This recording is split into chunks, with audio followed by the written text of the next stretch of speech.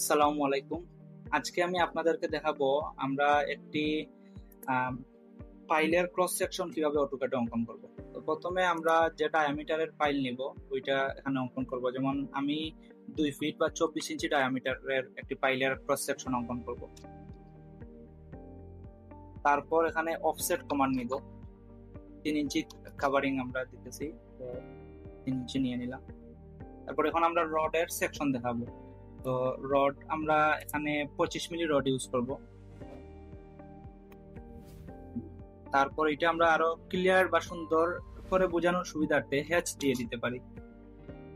এই যে এখন এইটা এখানে আমরা কিভাবে সঠিকভাবে, যেমন 12টা রড দেখাতে চাচ্ছি, তো 12টা রড কিভাবে আমরা প্লেসমেন্ট করব ওইটা এখন ইম্পর্টেন্ট।